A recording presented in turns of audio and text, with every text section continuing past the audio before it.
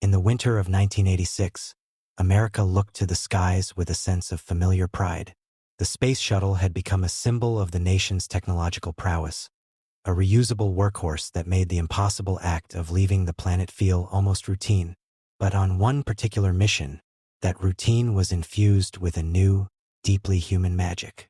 This was because of Krista McAuliffe, a 37-year-old high school social studies teacher from Concord, New Hampshire, who had been chosen from over 11,000 applicants to be the first civilian, the first teacher, in space. She was not a pilot or a scientist. She was one of us, a brilliant, enthusiastic educator whose mission was to bring the wonder of space travel back down to Earth for millions of school children. Her smiling face became the face of the future. Tonight, we journey to the heart of those moments when our grandest designs, our most ambitious dreams, collide with a cold and unforgiving reality. These are stories not just of individual crimes, but of systemic failures, of tragedies born from a series of small, flawed decisions that cascade into catastrophe. It's the silence in a control room when the data on the screen no longer makes sense, the quiet hum of a machine that holds a fatal, hidden flaw, the echo of a single voice of warning that goes unheard. It is the story of the thin, fragile line between human ambition and human fallibility. Let me know in the comments where you're tuning in from. It's always a humbling experience to see how far these stories travel, and how many of us are gathered here in this shared, quiet space. And on that note, if you truly appreciate what we do here, the quiet, respectful space we try to create for these stories, a like and a subscribe is the very best way to show it. It helps us continue this journey together. Now, dim the lights. Let's ease into tonight's journey together. The Challenger disaster, the Space Shuttle program in the mid-1980s, was the crown jewel of NASA and a profound source of American pride. It was the triumphant answer to the age of expendable rockets. The shuttle was a reusable spaceplane, a graceful winged marvel of engineering that promised to make spaceflight both economical and routine. By January of 1986, the fleet, Columbia, Challenger, Discovery, and Atlantis, had successfully completed 24 missions. They had deployed satellites, conducted scientific experiments, and carried astronauts into orbit with what had begun to feel like the reliable precision of a commercial airline. The launch of a shuttle from the Kennedy Space Center in Florida was no longer a rare, historic event. It was a regular occurrence, a space bus making its scheduled run into the cosmos. It was this very sense of routine that NASA wanted to build upon. To maintain public excitement and secure continued congressional funding, they needed to show that space was not just for an elite corps of test pilots and scientists. It was for everyone. This idea gave birth to the Teacher in Space program, a brilliant public relations initiative designed to bring the wonder of space directly into the nation's classrooms. The search for the first teacher astronaut captured the country's imagination. The winner was Krista McAuliffe, a vibrant, charismatic social studies teacher from New Hampshire. Her infectious enthusiasm and her plan to teach lessons from orbit made her an instant celebrity and a beloved national figure. She was the every woman, the citizen astronaut who represented the dreams of millions. Her presence transformed the 25th shuttle mission, STS-51L, from a standard satellite deployment flight into a major national event. The crew of the Space Shuttle Challenger became household names. There was the mission commander, Dick Scobie, a veteran astronaut with a quiet, confident demeanor. The pilot, Michael J. Smith, a Navy captain on his first spaceflight. The mission specialists, Ellison Onizuka, the first Asian American in space, Judith Resnick, a brilliant electrical engineer and the second American woman in space, and Ronald McNair, a physicist with a PhD from MIT and the second African American in space. And joining McAuliffe as a non-career astronaut was Gregory Jarvis, a payload specialist from Hughes Aircraft.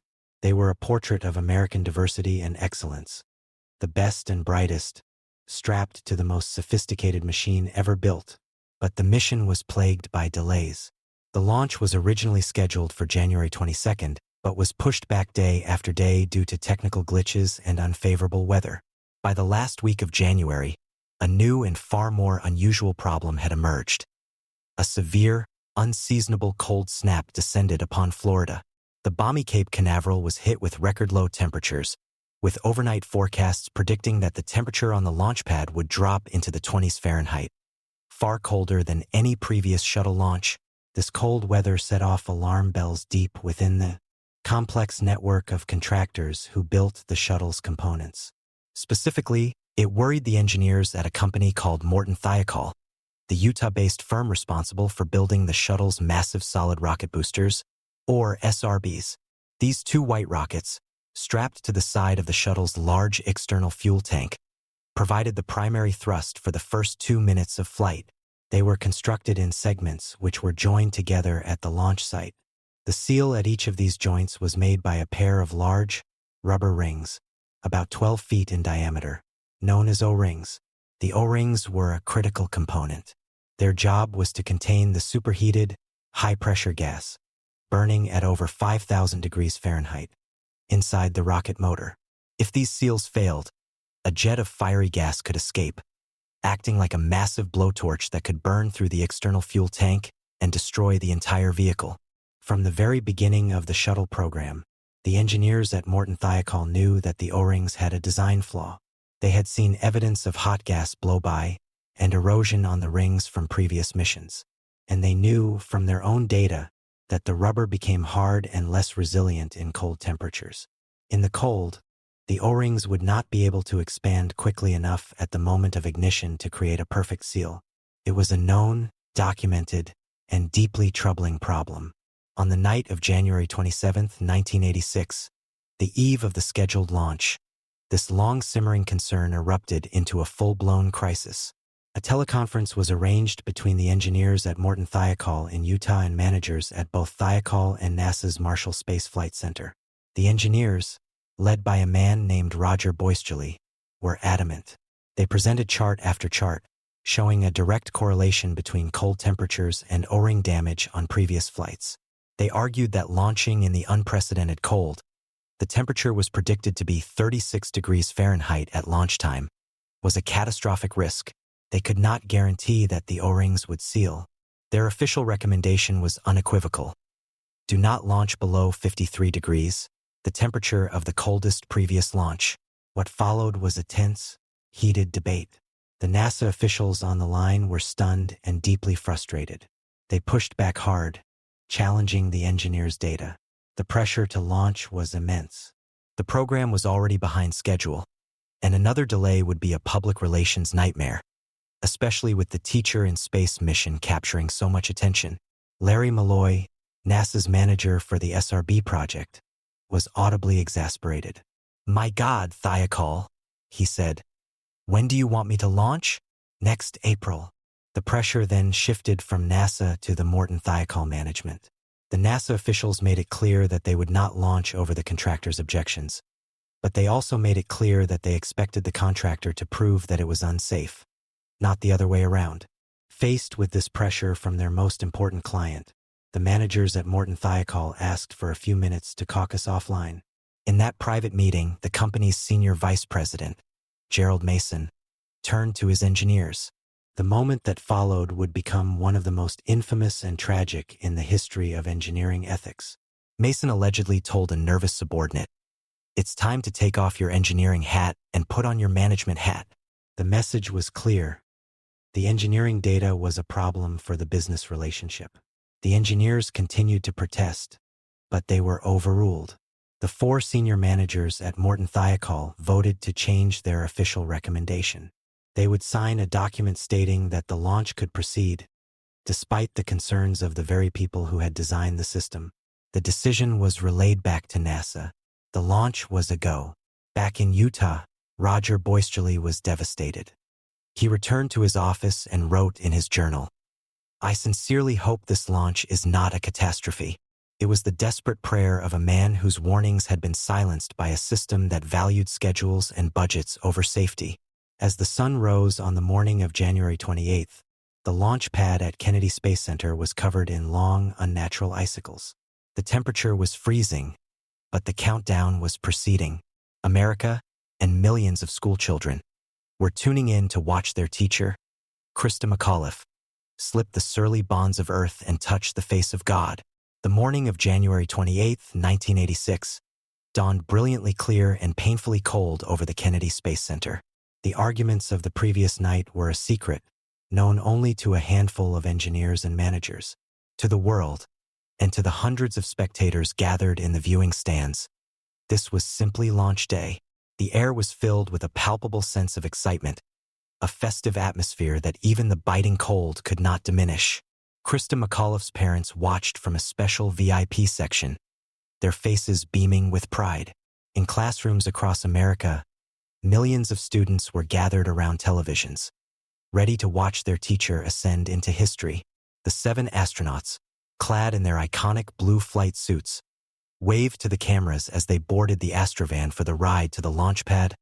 7 brave souls on the verge of a magnificent journey. At Launch Complex 39B, Challenger stood majestic against the crisp blue sky, a gleaming white symbol of human ingenuity. But the signs of the unprecedented cold were everywhere. The service structure was draped in long, unnatural icicles, some several feet in length. An ice inspection team had spent the morning examining the vehicle, concerned that falling ice during launch could damage the shuttle's fragile thermal tiles. Despite some concerns, they had ultimately cleared the vehicle for flight. The countdown proceeded. Inside the cockpit of the Challenger, the crew went through their final pre-flight checks. Commander Dick Scobie and pilot Michael Smith were at the controls. Behind them on the flight deck sat Ellison Onizuka and Judith Resnick. Below them, on the middeck, sat Ronald McNair, Gregory Jarvis, and Krista McAuliffe, strapped into her seat, a wide, joyous smile on her face, ready for the lesson of a lifetime. At T-9 minutes, the final built-in hold in the countdown was released. The launch was imminent. In mission control at the Johnson Space Center in Houston, flight controllers monitored their screens, their voices a calm, professional litany of technical jargon, a familiar symphony of procedures that had been performed 24 times before. T-1 minute. The final checks were all go. The vehicle was on internal power. The sound suppression water system flooded the launch platform. T-10, 9, 8, 7. At T-6.6 seconds, the shuttle's 3 main engines roared to life, one after another, building to over 1 million pounds of thrust. The entire vehicle shuddered and strained against the explosive bolts that held it to the pad. For 3, 2, 1, and liftoff. Liftoff of the 25th Space Shuttle mission, and it has cleared the tower. At 11:38 a.m. Eastern Standard Time, the solid rocket boosters ignited. With a deafening, earth-shaking roar, the Space Shuttle Challenger rose from a pillar of fire and smoke, climbing gracefully into the winter sky. For the spectators on the ground, the sight was one of awe-inspiring power and beauty. The vehicle performed its roll program, aligning itself for the journey to orbit. Everything looked perfect, but it was not perfect. The engineers' worst fears had been realized in the first fraction of a second. At the moment of ignition, cameras recorded a puff of dark gray smoke spewing from the aft field joint of the right solid rocket booster. It was the physical proof that the primary O-ring, made brittle by the cold, had failed to seal the joint. A secondary O-ring momentarily held, but it too was damaged. Then, in a fleeting, fatal stroke of luck, the gap was temporarily plugged by a slag of solid aluminum oxides, a byproduct of the burning fuel. The leak was sealed, for the moment. The mortal wound had been inflicted, but it was hidden. Challenger continued its ascent, a wounded bird flying toward the sun. Its crew in the world below completely unaware of the ticking time bomb strapped to its side. On board and in mission control, all systems appeared normal. The main engines throttled down as the shuttle passed through the period of maximum aerodynamic pressure, then throttled back up to full power. Challenger, go at throttle up. The capsule communicator, or Capcom, radioed from Houston. Roger, go at throttle up. Commander Dick Scobie calmly replied from the cockpit. It would be the last communication ever received from the crew. At approximately 58 seconds into the flight, the temporary plug of aluminum slag gave way. A small, almost imperceptible flicker of flame appeared on the side of the right SRB, at the exact spot where the puff of smoke had been seen at liftoff.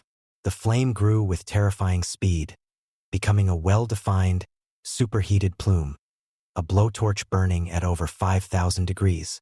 It lanced out and began to burn through the thin skin of the massive external fuel tank, which was filled with more than 500,000 gallons of highly volatile liquid hydrogen and liquid oxygen. At 64 seconds, the plume severed the lower strut connecting the booster to the external tank. The right SRB, now unmoored at its base, began to pivot, its nose cone smashing into the inter-tank structure. This collision caused a catastrophic structural failure of the external tank. The liquid hydrogen tank ruptured, followed milliseconds later by the liquid oxygen tank. At 73 seconds after liftoff, at an altitude of nearly 9 miles, the world watching on television saw the Space Shuttle Challenger swallowed by a brilliant, monstrous, and silent fireball. It was not a classic explosion or detonation. It was a massive, uncontrolled combustion, the sudden, violent mixing and ignition of the cryogenic propellants. The shuttle itself did not explode. It was torn apart by the extreme aerodynamic forces as it veered out of its flight path.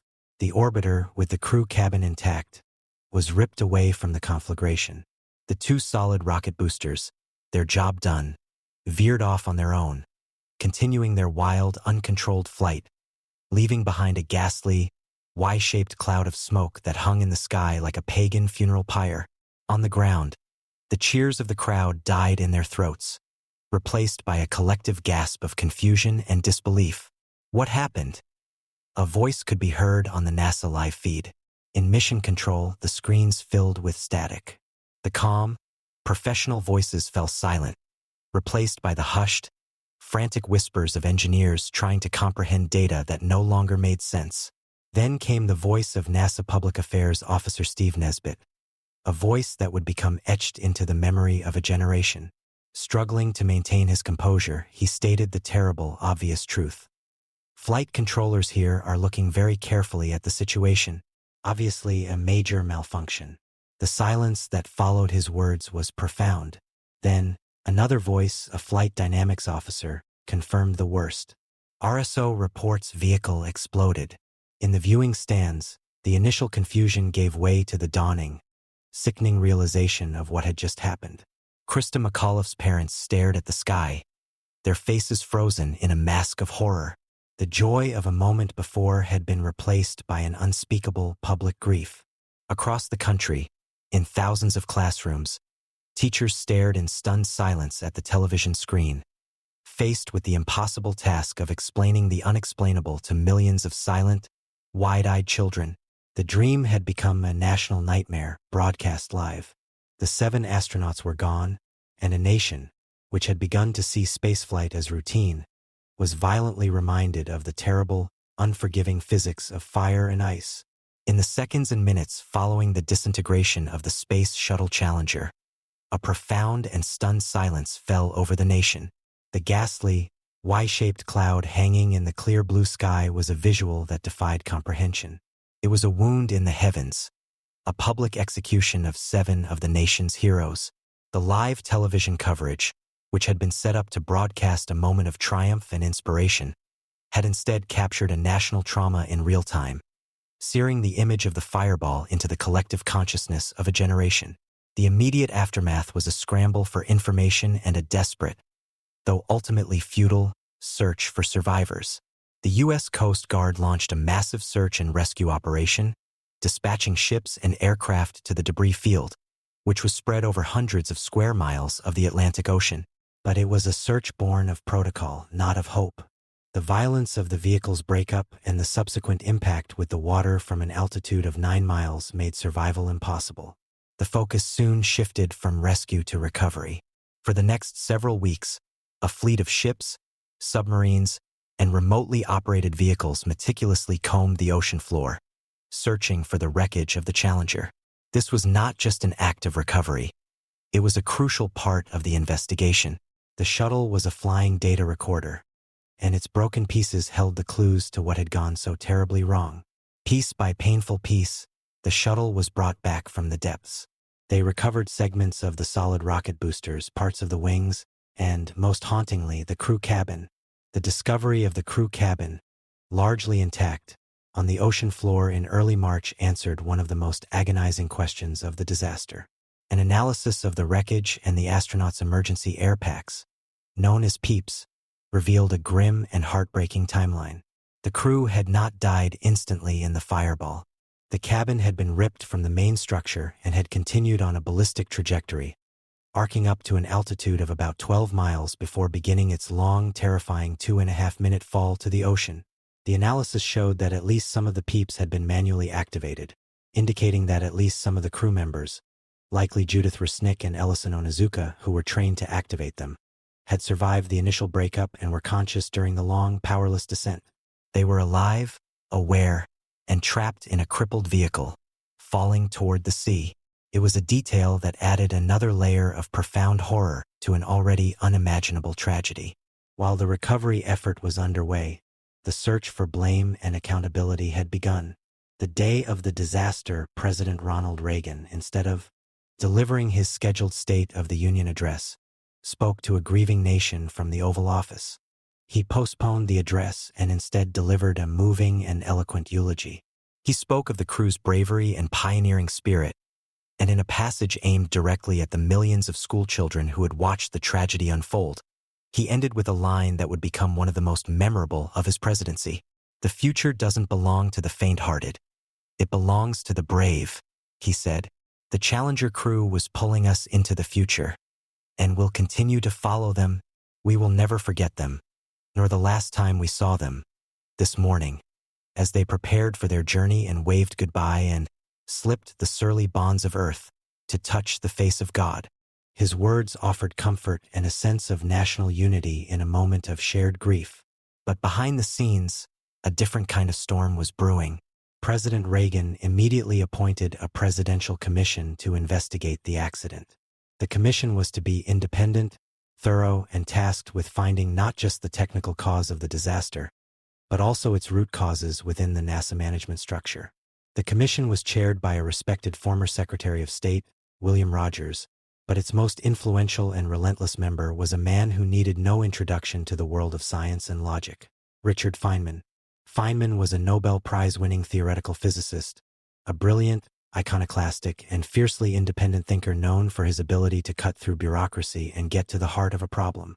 He was, in many ways, the conscience of the commission, and he would not be satisfied with a simple technical explanation.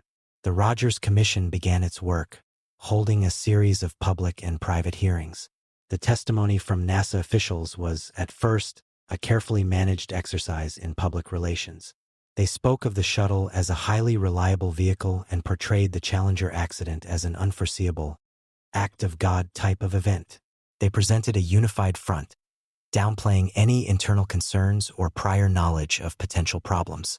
It was Richard Feynman who shattered this carefully constructed facade. Growing frustrated with the slow pace and bureaucratic answers of the official hearings, he began his own parallel investigation. He spoke directly to the engineers and lower-level technicians, the people on the front lines who knew the machine inside and out. It was in these conversations that he began to uncover the deep, systemic problems that had plagued the shuttle program for years. He learned about the flawed design of the O-rings, the history of blow-by and erosion, and the intense pressure from management to maintain an overly ambitious launch schedule.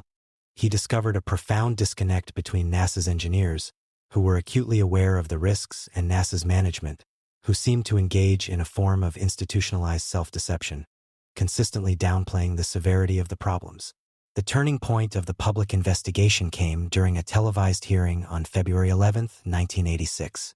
It was a moment of pure, brilliant, and devastatingly simple scientific theater.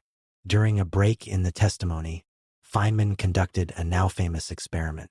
He acquired a small C-clamp and a sample of the O-ring material. He clamped the rubber and then plunged it into a glass of ice water he had requested on the witness table. He let it sit for a few minutes, allowing it to chill to a temperature similar to what it would have been on launch day. When the hearing resumed, he removed the clamp. The rubber did not spring back. It remained compressed, hard, and lifeless. It had lost all its resiliency. In a single, elegant demonstration, Feynman showed the world the fatal flaw at the heart of the disaster. "I believe that has some significance for our problem," he said with profound understatement. He had proven, in a way that everyone could understand, that the O-rings would have failed in the cold. He had cut through the layers of bureaucracy and technical jargon and revealed the simple, terrible physical truth. The public could no longer be told this was an unforeseeable accident. It was a failure that had been predicted by the engineers whose warnings had been ignored. Richard Feynman's simple, elegant demonstration with the glass of ice water did more than just explain the technical cause of the disaster. It shattered the carefully managed narrative of NASA. In that hushed hearing room, under the glare of the television lights, the complex problem of O-ring resiliency was made starkly, undeniably clear. The disaster was not an unforeseeable act of God. It was a failure of basic physics, a failure that had been predicted and protested by the very engineers who had designed the system. The floodgates of accountability were now open. The final report of the Rogers Commission, released in June 1986, was a scathing indictment of NASA and its contractors. On a technical level, the report confirmed what Feynman had so dramatically demonstrated. The direct cause of the accident was the failure of the pressure seal in the aft field joint of the right solid rocket booster. The cold temperatures had compromised the ability of the rubber O-rings to create a proper seal, allowing a jet of superheated gas to escape and burn through the external fuel tank, leading to the catastrophic structural breakup of the vehicle. But the Commission's most damning findings were not about rubber and steel. They were about people and power. The report detailed a deeply flawed safety culture and a decision-making process that was broken at every critical juncture. It told the story of a system that had consistently downplayed serious engineering concerns in the face of immense pressure to maintain an ambitious and unrealistic launch schedule. The report revealed the profound disconnect between the working engineers, who had a realistic, hands-on understanding of the hardware's limitations, and the senior managers, who engaged in a kind of go fever, pushing for on-time launches to please their political and public masters. The Rogers Commission report meticulously documented the teleconference on the eve of the launch, immortalizing the warnings of Roger Boisterly and his fellow engineers.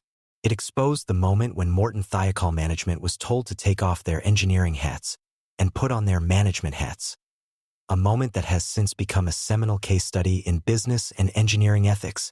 The report concluded, in a now famous line, that the Challenger disaster was an accident rooted in history, the result of a long chain of flawed judgments and poor communication, where safety concerns were repeatedly sacrificed at the altar of scheduling and public relations. The aftermath for NASA was a period of profound institutional soul-searching and radical change. The Space Shuttle program was grounded for 32 months, an agonizingly long hiatus that allowed for a top-to-bottom review of every system and every procedure. The solid rocket boosters were completely redesigned, with a new joint and a third O-ring to ensure redundancy. But the most significant changes were supposed to be cultural. NASA created a new, independent office for safety, reliability, and quality assurance, designed to give safety concerns a powerful voice at the highest levels of decision-making, a voice that could not be easily overruled by program managers. The space agency, once a symbol of can-do American confidence, was forced into a state of humility, vowing that the lessons of Challenger would never be forgotten. Tragically, the ghosts of Challenger would return. 17 years later, in 2003, the Space Shuttle Columbia disintegrated upon re-entry, killing all 7 astronauts on board. The investigation into that disaster revealed a chilling echo of the Challenger report. A piece of foam insulation had broken off during launch, damaging the wing, a problem that engineers had warned about for years. Once again, a known flaw had been normalized, and the pressure to maintain the launch schedule had led to the silencing of dissent. The hard-won lessons of 1986 had, over time, faded, and the institutional hubris had crept back in. The Columbia disaster proved that changing a culture is far more difficult than redesigning a machine. The cultural legacy of the Challenger disaster was immense. It forever shattered the illusion of the space bus and the routine nature of spaceflight. It brutally reminded a generation that leaving the planet is a fundamentally dangerous and unforgiving endeavor. The tragedy became a shared, collective memory, a where were you when moment for an entire generation, much like the Kennedy assassination had been for their parents. For the millions of school children who watched their teacher die on live television, it was a profound and traumatic loss of innocence, a public lesson in grief and the fragility of life. The Teacher in Space program was indefinitely suspended, its hopeful promise extinguished in the fireball. The dream of the citizen astronaut was put on hold for decades. The 7 members of the Challenger crew, Scobie, Smith, Resnick, Onizuka, McNair, Jarvis, and McAuliffe, were transformed from astronauts into martyrs, their names etched into the national memory as symbols of sacrifice, bravery, and a dream that ended in tragedy. Memorials were built, scholarships were created, and learning centers were named in their honor, ensuring that their mission to educate and inspire would, in some form, continue. Ultimately, the story of the Challenger is a deeply human one. It is a cautionary tale about the dangers of groupthink, the corrupting influence of pressure, and the courage it takes to speak truth to power. It is a story of unheard warnings, of data dismissed, and of a catastrophic failure that was born not from a single unforeseeable event, but from a long, slow accumulation of small, flawed human decisions. The disaster was not just a failure of technology, but a failure of communication, of ethics, and of imagination. The silent, ghostly cloud that hung in the sky over Florida that cold January morning remains a permanent, haunting reminder of the terrible price of hubris, and of the 7 lives that were lost in the fire when we reached for the stars and tragically, fatally, fell short. The monster with 21 faces. In the spring of 1984, Japan was a nation at the peak of its post-war economic miracle. It was a society defined by a sense of order, social harmony, and an almost unwavering faith in its corporate titans. Companies like Sony, Toyota, and Panasonic were not just businesses. They were symbols of national pride, engines of prosperity that had transformed Japan into a global economic powerhouse. In this landscape of disciplined success, few companies were as beloved or as deeply woven into the fabric of daily life as Ezaki Glico. Founded in the 1920s, Glico was a confectionery giant, a purveyor of childhood joy. Its iconic Glico caramel, with its Running Man logo, was a staple for generations of Japanese children. Its Pocky chocolate-coated biscuit sticks were a modern sensation. The company represented a kind of comforting, nostalgic innocence.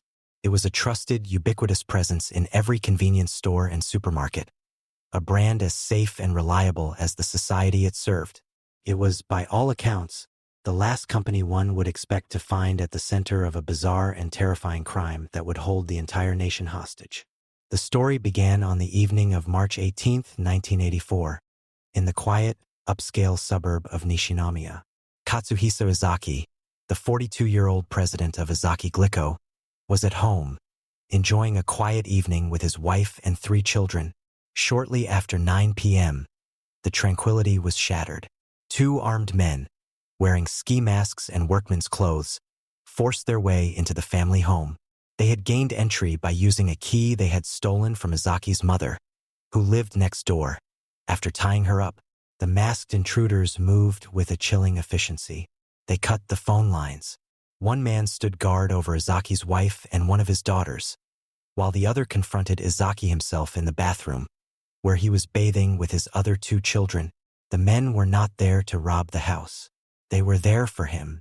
They dragged the naked and terrified executive from his bath, threw a coat over him, and forced him out of his home. They bundled him into a waiting car and vanished into the night. The kidnapping of a major corporate president was a shocking and unprecedented event in a country with one of the lowest crime rates in the industrialized world. The police launched a massive investigation, but they had very few leads. The family had received no prior threats, and there seemed to be no motive. 3 days later, the motive became terrifyingly clear. A ransom demand arrived, addressed to the director of the Glico company. The kidnappers demanded a staggering sum, 1 billion yen, the equivalent of several million US dollars at the time, and 100 kilograms of gold bullion. The letter was strange, written in the distinctive, playful, and slightly unhinged voice that would become the group's trademark.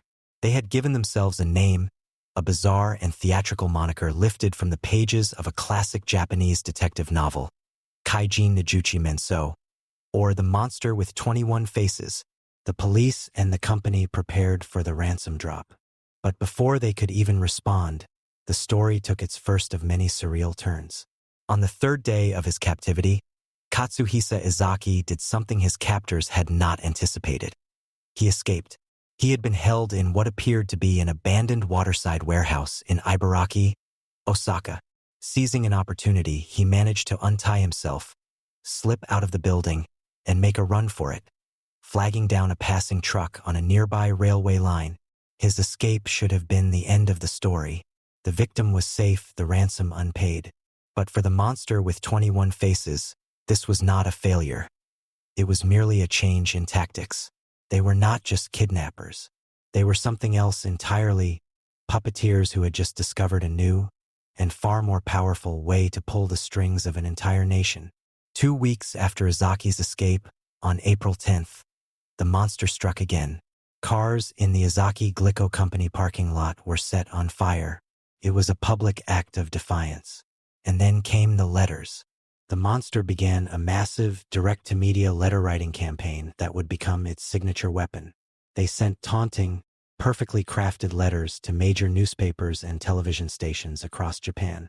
The letters were written in a strange, jaunty, almost gleeful tone, filled with clever wordplay and mocking insults aimed at the police, whom they referred to as manuku, a particularly childish and cutting term for stupid fools.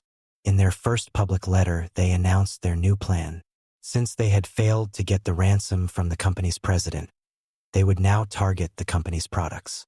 To the mamas of the nation, the letter read, "Our gang is going to put potassium cyanide soda in Glico sweets. Sweets with a bitter taste of potassium cyanide will be put on shop shelves." The threat was electrifying. It was a new and terrifying form of terrorism, one that targeted not soldiers or politicians, but the most innocent and vulnerable members of society. Children. The threat to poison candy, the very symbol of Glico's wholesome image, sent a wave of panic across the country. Glico had no choice. They immediately ordered a massive recall of all their products from store shelves nationwide. The company's losses were catastrophic, estimated to be in the tens of millions of dollars. Their stock price plummeted. The monster with 21 faces had achieved through a few postage stamps what they had failed to do with a kidnapping. They had brought a corporate giant to its knees, and they seemed to be reveling in the chaos they had created. Their letters to the media became a running public commentary on the investigation. They mocked the police for their incompetence, offered them absurd clues, and seemed to be playing a grand, nationwide game of cat and mouse. "Dear stupid police officers," one letter began, "don't lie. All crimes start with a lie. Aren't you ashamed?" They seemed to be everywhere and nowhere at once. A ghostly, faceless entity that could communicate with millions but could not be found. The police were completely baffled. They had no idea if they were dealing with a large, sophisticated criminal organization, a small group of disgruntled employees, or a single, brilliant madman. The only clue they had was the group's strange, theatrical name, a name that hinted at a deep knowledge of classic crime fiction and a flair for the dramatic. The monster had seized the nation's stage, and its first act of corporate extortion was a stunning, terrifying success. The only question was who their next target would be. Having successfully crippled Izaki Glico, the monster with 21 faces abruptly announced a ceasefire. On June 26, 1984, they sent a letter to the media declaring, "We forgive Glico."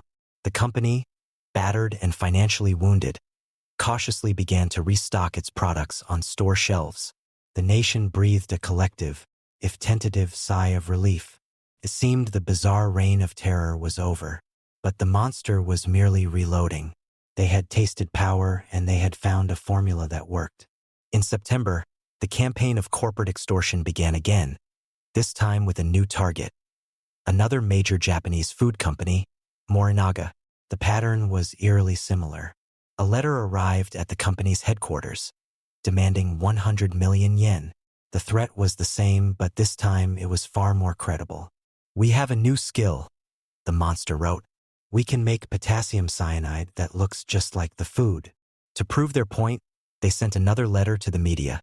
this time containing a chilling enclosure. A small box of Morinaga brand candy. Inside, a laboratory analysis confirmed, was a lethal dose of sodium cyanide.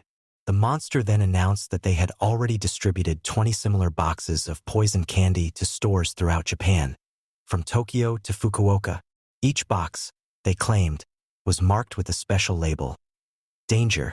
Contains toxins. Do not eat. The monster with 21 faces. This strange warning was a hallmark of the group's twisted psychology. They were not trying to be mass murderers. Their goal was not to kill children, but to create the fear that they would. The marked boxes were a form of psychological terrorism, designed to create maximum panic and media hysteria while providing a thin veneer of plausible deniability. If a child died, it was because they had ignored the warning. The effect was instantaneous and widespread panic. Morinaga, like Glico before it, was forced to issue a massive, nationwide recall of its products. The financial fallout was immense.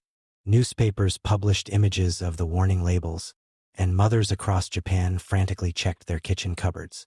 The police were overwhelmed, chasing down hundreds of reports of suspicious-looking candy boxes. The monster had once again thrown the country into a state of fear, all with a handful of letters and a few carefully placed boxes of poisoned sweets. But this time, the police came tantalizingly close to catching their phantom adversaries. The monster arranged for a ransom drop with Morinaga, instructing a company employee to take a bag of money to a designated spot. The drop was set for the evening of September 18th in a quiet service area along a highway. The police set up a massive covert surveillance operation, with dozens of officers hidden in the surrounding area. However, the drop was called off at the last minute by the monster, who seemed to have an uncanny ability to sense a trap. The real breakthrough came a few months later, in connection with another company that had been targeted, the food manufacturer House Foods Corporation. In November, the monster arranged another ransom drop. A House Foods employee was instructed to throw a bag containing 100 million yen from a moving train at a specific spot marked with a white flag along the tracks between Kyoto and Osaka. An undercover police investigator, disguised as the employee, boarded the train with a bag of fake money. As the train passed the designated spot, he saw the white flag. But he also saw something else. A man standing nearby, watching the train with an unusual intensity. The officer decided not to throw the bag, believing the situation was too risky. A team of investigators who had been staked out along the tracks also noticed the man. He was described as a large, well-built man with eyes like a fox. As the train passed without the bag being thrown, the fox-eyed man, as he would come to be known, calmly walked away, got into a car, and drove off. The police, for reasons that have never been fully explained, failed to stop him or even get his license plate number. It was a critical, baffling failure. However, they now had a face. They had a description of a real physical suspect. The fox-eyed man became the public face of the investigation. A composite sketch was created and plastered across the country. The police believed he was the leader of the gang. The investigation led them to a series of possible identities for the fox-eyed man, focusing on known criminal gangs, particularly those with Yakuza connections. The most promising lead centered on a man from a local gang who bore a striking resemblance to the sketch. But the lead went cold. Then came the closest the police would ever get. In a separate incident in December, a patrol officer in Shiga Prefecture noticed a suspicious car parked late at night. As he approached, the car sped off, leading him on a high-speed chase. The car eventually crashed, and the driver fled into the darkness on foot. Inside the abandoned car, police found a treasure trove of evidence. There was a radio scanner tuned to police frequencies, walkie-talkies, and various tools that could be used for break-ins. Most importantly, they found residue of the same type of sodium cyanide that had been used to poison the Morinaga candy. They had, by sheer chance, stumbled upon the monster's getaway car. The police traced the car and its owner, but it led to a dead end. However, they had another crucial clue. An eyewitness had seen the fox-eyed man during the House Foods ransom attempt. That witness was now brought in to look at police surveillance photos of known criminals. He identified a man from a Yakuza-affiliated gang who was a known extortionist and had a history of similar crimes.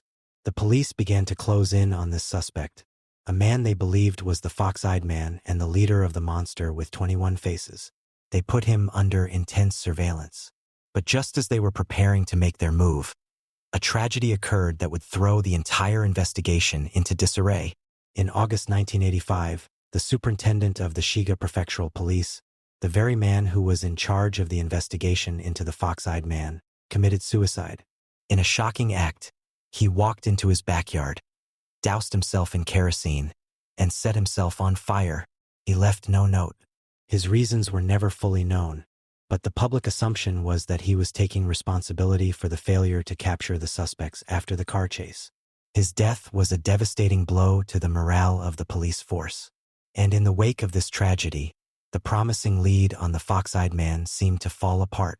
Just days after the police superintendent's suicide, the monster with 21 faces sent its final, most bizarre letter to the media.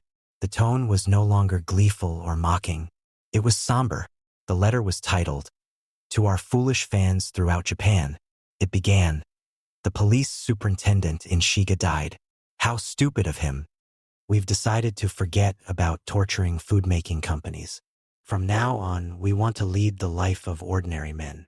And then, in a final, stunning declaration, they wrote, "Kaijin Nijuchi Menso. The monster with 21 faces is an idiot.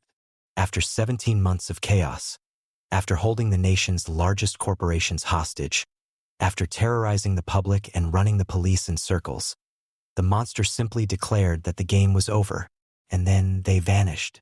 They were never heard from again." The case, which had been the biggest news story in Japan for nearly 2 years, went completely, utterly cold.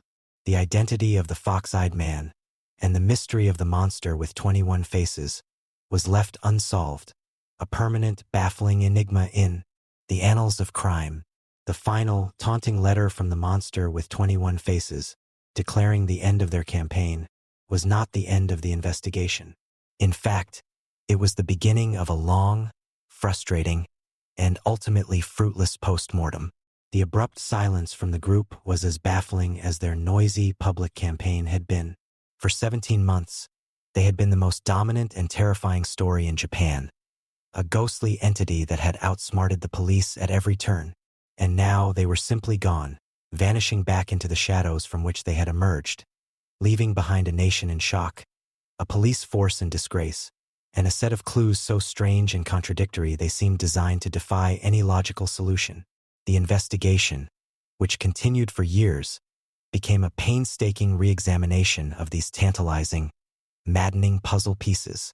The first and most prominent of these was the identity of the fox-eyed man. The police, despite the suicide of the Shiga superintendent, continued to believe he was their prime suspect. Their investigation had centered on a man named Manabu Miyazaki, a known Yakuza-affiliated gangster and extortionist whose physical description, including his sharp features, matched the eyewitness accounts. Miyazaki had a history of corporate disputes and was known for his intelligence. Furthermore, his father was a local Yakuza boss, and his gang had been involved in a labor dispute with Glico years earlier, providing a potential motive. For a time, the case against Miyazaki seemed promising, but he had an alibi, a rock-solid alibi, for the day of the House Foods ransom attempt. He was able to prove he was elsewhere, and as police dug deeper, they could not find any concrete evidence to tie him to the letters, the poisoned candy, or the kidnapping. The fox-eyed man, it seemed, was not Manabu Miyazaki. The country's most promising lead had dissolved into nothing. The second crucial piece of evidence was a videotape. Shortly after the Glico extortion began, a security camera at a convenience store had captured grainy, black and white footage of a man placing a box of Glico candy on a shelf. The man was wearing a baseball cap and glasses, his face partially obscured, but it was a clear image of a potential suspect in the act of planting a product. The police released the footage to the public, and the image of this mysterious man became almost as famous as the sketch of the fox-eyed man. But despite the nationwide publicity, no one ever came forward to identify him. He remained another ghost, a face without a name, a fleeting image captured on tape and then swallowed by the anonymity of the city. Then there were the letters and the recorded phone calls, which offered a confounding psychological profile of the perpetrators. The letters were written in a playful, almost literary style, filled with puns, cultural references, and a distinctive Osaka dialect. They were intelligent, witty, and deeply contemptuous of authority. They suggested a personality that was not just criminal, but highly educated and theatrical, someone who was enjoying the performance as much as the crime itself. The phone calls were even more bizarre. During one of the ransom negotiations, the monster had used a pre-recorded message, pieced together using the electronically synthesized voices of a woman and a child. The use of a child's voice to deliver threats was a particularly cruel and psychologically disturbing touch, designed to maximize fear and unease. This evidence strongly suggested that the monster was not a lone wolf, but a group. It would require multiple people to handle the logistics of the poisonings across the country, the ransom drops, the media campaign, and the complex communications. But if it was a group, their discipline was extraordinary. In 17 months, not a single member ever broke ranks, made a mistake that could be traced, or left behind a definitive clue to their identity. With the physical leads going cold, investigators and amateur sleuths began to formulate broader theories about who the monster could be. The theories generally fell into three main camps. The first and most enduring was that the monster was indeed a yakuza or other organized crime syndicate. The professionalism of the kidnapping, the sophistication of the extortion plot, and the ability to operate across the country all pointed to an established criminal network. In this theory, the playful letters and theatricality were a deliberate smokescreen, a form of misdirection designed to make them look like amateurs or madmen, throwing the police off the scent of a professional shakedown operation. The suicide of the police superintendent was sometimes woven into this theory, with speculation that he may have been a dirty cop, taking his own life to avoid being exposed for his connections to the gang. The main weakness of this theory was the ending. Why would a professional criminal organization, after so successfully extorting and terrifying corporate Japan, simply walk away with no payoff? It was an act that defied the fundamental logic of organized crime. The second major theory was that the monster was a radical, far-left political group. Japan in the 1970s and 80s had a history of extremist groups who used criminal and terrorist tactics to attack the symbols of capitalism and state authority. The monster's anti-corporate, anti-police rhetoric certainly fit this mold. Their targets, large, successful corporations, could be seen as symbols of the capitalist establishment they opposed. The campaign could have been a form of propaganda of the deed, designed to expose the vulnerability of the system and mock the incompetence of the state. The theatricality in this view was a form of political street theater. The problem with this theory was that no group ever claimed responsibility. Radical groups, by their nature, want to publicize their cause. The monster's silence was at odds with the typical motivations of a political extremist organization. The third theory was perhaps the most unsettling, that the monster with 21 faces was exactly what it appeared to be: a small, highly intelligent, and completely new type of criminal entity, possibly a group of individuals with a personal and deeply held grudge. Perhaps they were disgruntled former employees, or a group of speculators who had shorted the stock of the companies they targeted, using the panic they created to make a fortune on the market. This would explain their inside knowledge and their ultimate decision to walk away without a ransom. The ransom was never the goal. The stock market manipulation was. This theory is compelling because it accounts for both the sophistication and the bizarre conclusion of the crime spree. But despite extensive investigation into stock market records and the backgrounds of former employees, no concrete evidence ever emerged to support it. Each theory had its strengths, and each had its fatal flaws. The case was a perfect circle of contradictions. It was professional, yet theatrical. It was terrifyingly violent in its threats, yet no one was ever physically harmed by the poisoned candy. It was a massive, public spectacle that left behind no identifiable perpetrators. The monster with 21 faces had created the perfect crime, not because it was seamless in its execution. They had left behind a car, a voice recording, and had been seen by witnesses, but because it was seamless in its psychological defenses. Every clue led to another question, every path to another dead end. The police were left with a collection of ghosts. A man with fox-like eyes, a shadowy figure on a grainy videotape, and the mocking laughter of a disembodied voice in hundreds of letters. A voice that had held a nation captive and then, with a final theatrical bow, simply vanished forever. The statute of limitations is a legal concept that acts as a clock, ticking down on the state's ability to prosecute a crime. For the crimes committed by the monster with 21 faces, that clock ran out in stages. In 1995, the statute of limitations for the kidnapping of Katsuhisa Izaki expired. And in the year 2000, 15 years after their final taunting letter, the statute of limitations for the last of their crimes, the attempted poisoning and extortion plots, also expired. The case of the monster with 21 faces was now, officially and forever, legally closed. No one would ever be charged. No one would ever be brought to justice. The expiration of the final statute of limitations was a moment of national reflection in Japan. It marked the formal end of one of the most perplexing and traumatic crime sprees in the country's modern history. The case had left deep and lasting scars.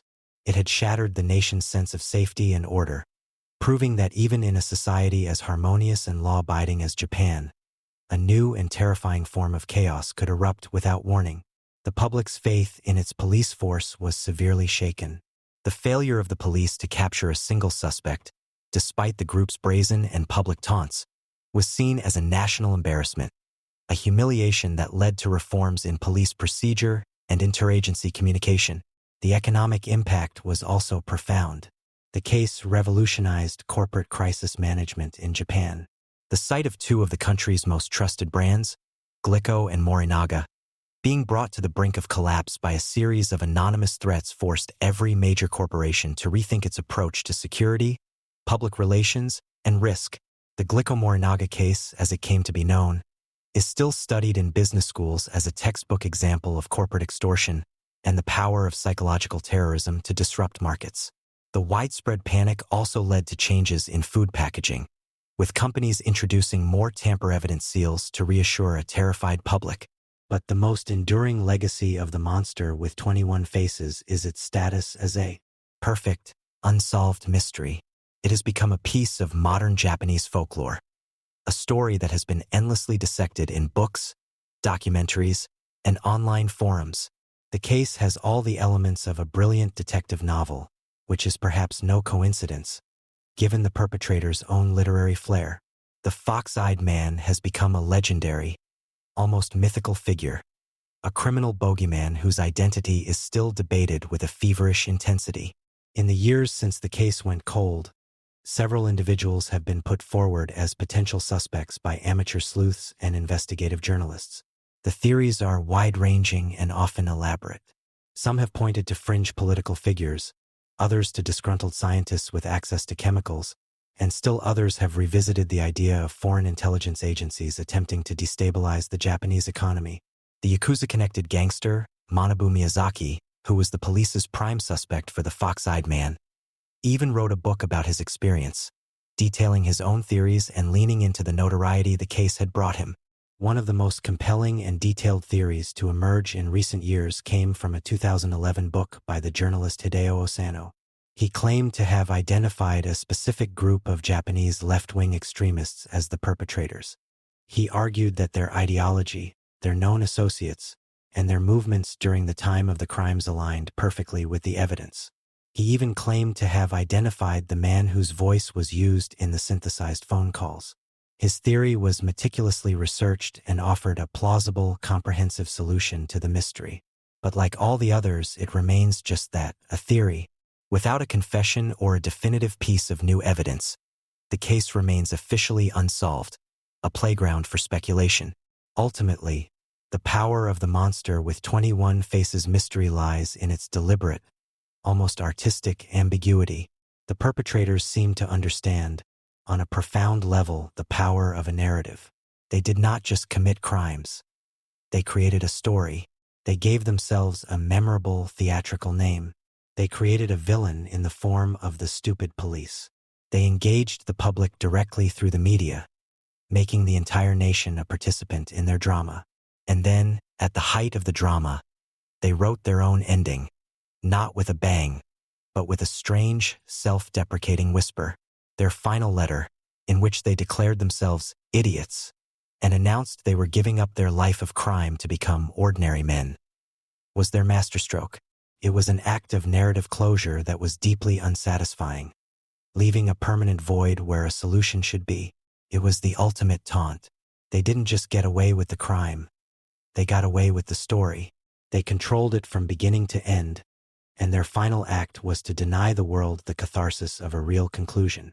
The case of the monster with 21 faces remains a chilling testament to the power of intelligence when applied to criminal ends.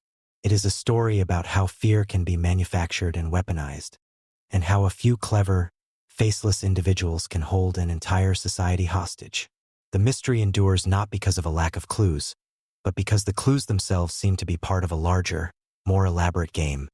A game whose rules were known only to the players who, after 17 terrifying months, simply decided to walk off the field, disappearing back into the crowd of 120 million people, leaving only their mocking laughter and a legend that continues to haunt Japan to this day. The Iran-Contra affair, the America of the mid-1980s, was a nation brimming with a renewed, almost swaggering sense of self-confidence. The malaise and self-doubt of the 1970s, born from the traumas of Vietnam and Watergate, had given way to the morning in America optimism of the Reagan Revolution. At the center of this revival was President Ronald Reagan, a leader of immense personal charm and unwavering conviction. His worldview was clear, simple, and powerful. The United States was a shining city on a hill, locked in a final, twilight struggle against the Soviet Union, which he had famously dubbed the Evil Empire. This was the core of his foreign policy, the Reagan Doctrine, which committed the U.S. to supporting anti-communist resistance movements anywhere in the world, rolling back the tide of Soviet influence one proxy war at a time. But beneath the surface of this confident new dawn, the Reagan administration was grappling with two deeply frustrating and politically perilous foreign policy crises. Two problems that seemed to have no clean, easy solution. The first was a raw, emotional wound that festered in the public consciousness. The plight of American hostages in Lebanon. Throughout the early 1980s, a shadowy Iranian-backed terrorist group known as Hezbollah had been systematically kidnapping American citizens in Beirut. Journalists, educators, diplomats, even the CIA station chief, William F. Buckley, were snatched from the streets and held in squalid, undisclosed locations. Their captivity was a constant, painful reminder of American vulnerability and a source of immense pressure on the administration. President Reagan, like President Carter before him with the Iran hostage crisis, was haunted by the fate of these men. He spoke of them often, his voice filled with genuine anguish, and he made a solemn, public vow, a cornerstone of his tough-on-terrorism stance. The United States gives no concessions. We make no deals. We will not negotiate with terrorists. It was a clear, unambiguous line drawn in the sand. The second crisis was unfolding thousands of miles away, in the jungles of Central America. In Nicaragua, a leftist, Marxist-aligned government known as the Sandinistas had come to power. To Reagan and the hawkish cold warriors in his administration, the Sandinistas represented a direct threat, a Soviet-Cuban beachhead in America's backyard. The administration threw its fervent support behind a motley collection of right-wing rebel groups fighting to overthrow them. These rebels were known as the Contras. Reagan spoke of them in heroic, almost mythical terms, famously calling them the moral equivalent of our founding fathers. He saw their fight as a noble crusade for freedom, a critical front in the global war against communism. The problem was that Congress did not share his romantic vision. The Democratic-controlled House of Representatives, deeply wary of getting embroiled in another Vietnam-style quagmire, saw the Contras for what they largely were: a brutal, undisciplined, and often corrupt fighting force with ties to the former Somoza dictatorship and a reputation for human rights abuses. This skepticism led Congress to pass a series of laws known as the Boland Amendments. These amendments were a direct, legal check on the president's power. They explicitly and in increasingly restrictive terms prohibited the U.S. government, specifically the CIA and the Department of Defense, from providing any military aid, training, or support to the Contras. For the true believers within the Reagan administration, The Boland Amendment was an act of profound betrayal. They believed Congress was tying the president's hands, forcing him to abandon freedom fighters on a critical battlefield. This deep frustration created a climate within the White House, particularly within the National Security Council, NSC, where the law was seen not as a constitutional boundary, but as a political obstacle to be circumvented. A belief took hold that if Congress wouldn't support the president's vital foreign policy goals, then a way had to be found to achieve them through other means, secret means. Into this crucible of clandestine ambition stepped a handful of key figures. There was the National Security Advisor, Robert Bud McFarlane, a serious, dutiful, and increasingly stressed former Marine, and under him, working in the basement of the White House, was his deputy, a charismatic and can-do Marine lieutenant colonel named Oliver North. North was the quintessential Reagan-era patriot, energetic, fiercely anti-communist, and possessed of an unshakable belief that he was serving a higher cause. He was the point man for the Contra effort, a tireless operator who became a kind of shadow Secretary of State for Central America, running a secret off-the-shelf enterprise to keep the Contras armed and funded through private donations and foreign support, all in a desperate attempt to skirt the edges of the Boland Amendment. It was in this atmosphere that a new, tantalizing, and deeply dangerous idea began to take shape. It was a proposal that promised to solve both of the administration's intractable problems at once.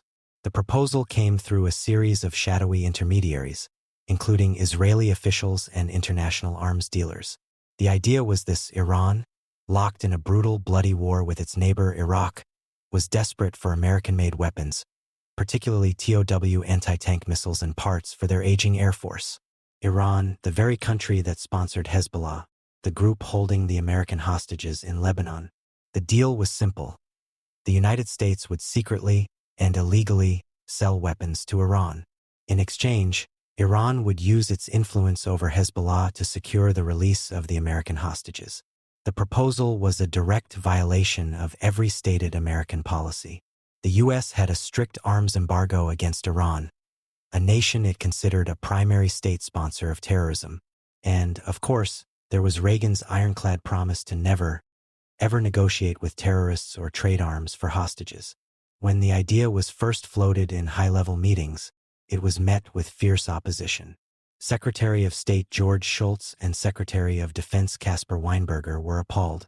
They argued correctly that the plan was illegal, immoral, and would be a political catastrophe if it ever came to light. But the emotional pull of the hostages was too strong. For Reagan, McFarlane, and the CIA director William Casey, the plan was a high-risk, high-reward gamble worth taking. They saw it not as a deal with terrorists, but as a strategic opening to moderate elements within the Iranian government. It was a covert action, the kind of daring, secret diplomacy that could cut through the red tape and solve two problems with one stone. In the summer of 1985, despite the vehement objections of his top cabinet members, President Reagan gave his secret approval. The first shipment of TOW missiles was covertly sent to Iran, through Israel as an intermediary. A hostage was released, seemingly proving the concept worked. The door had been opened. A secret, illegal foreign policy, run by a small cabal of true believers out of the National Security Council, was now underway. The stage was set for a scandal that would push the American system of government to its constitutional breaking point. And at the center of it all, a neat idea was about to be born, an idea that would link the secret arms sales to the illegal funding of the Contras, creating a perfect, self-sustaining, and criminal circle of deception. The secret arms for hostages deal with Iran was a precarious and morally compromised enterprise from its very inception. The initial plan, brokered through Israel, was messy and yielded only limited success.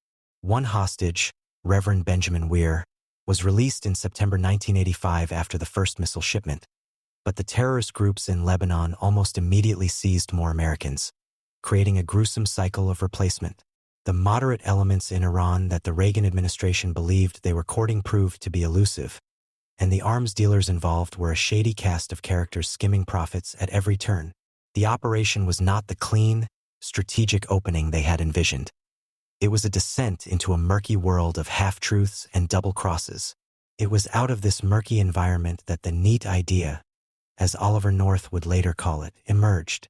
The Iranians were paying for the American missiles. The U.S. government, through the CIA and its intermediaries, was selling these weapons at a marked-up price. This created a surplus of funds, a slush fund of several $1 million that existed completely off the books, outside of any congressional oversight or appropriation. To the fervent anti-communists on the National Security Council staff, this secret pool of money looked like the answer to their other great frustration: the funding of the Nicaraguan Contras. The Boland Amendment had cut off official U.S. government funding to the Contras, but it hadn't extinguished the administration's desire to support them. Oliver North had been running a tireless, semi-official operation to keep the Contras alive, soliciting private donations from wealthy American conservatives and covert support from friendly foreign governments. But it was a constant hand-to-mouth struggle. The discovery of this new, secret source of cash from the Iran arms sales was a revelation. It was a self-sustaining, covert loop.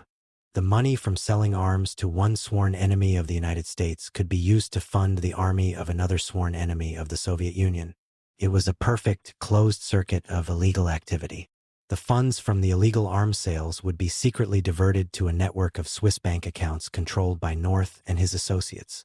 From there, the money would be used to purchase weapons, supplies, and ammunition on the international black market, which would then be covertly flown to the Contra rebels in Central America. The entire operation was run out of Oliver North's office in the basement of the White House, a rogue, parallel government complete with its own private network of ex-CIA agents, arms dealers, and shell corporations. It was a direct, willful, and criminal violation of the Boland Amendment, the stated policy of the U.S. government, and the constitutional power of Congress. Throughout 1986, this secret enterprise flourished. Oliver North, with a zealot's energy, managed the entire operation. He was a whirlwind of activity, orchestrating arms shipments to Iran, managing the secret bank accounts, coordinating weapons drops to the Contras, and all the while, briefing his superiors, including National Security Advisor John Poindexter, who had replaced Bud McFarlane, and, according to his later testimony, CIA Director William Casey. The critical and still debated question was how much President Reagan himself knew about this diversion of funds. North and Poindexter would later maintain they had deliberately insulated the president, giving him plausible deniability to protect him from the political fallout if the operation was ever exposed. They saw themselves as loyal soldiers, taking the risks to carry out their commander-in-chief's deeply held wishes, even if he wasn't aware of the specific illegal methods they were using. The operation became increasingly brazen. In May 1986, McFarlane and North secretly flew to Tehran with a pallet of Hawk missile parts and a symbolic, Bible-inscribed cake, hoping to meet with the supposed moderate Iranian leaders. The trip was a diplomatic disaster. The moderates were nowhere to be found. The Iranians demanded more weapons before releasing any more hostages, and the American delegation left empty-handed and frustrated. Still, the arms sales continued, but the secret was too big, too complex, and involved too many shady characters to be kept forever. The first thread began to unravel not in Washington or Tehran, but in the skies over Nicaragua. On October 5, 1986, a C-123 cargo plane, part of Oliver North's secret Contra resupply network, was shot down by a Sandinista surface-to-air missile. 3 of the 4 men on board were killed.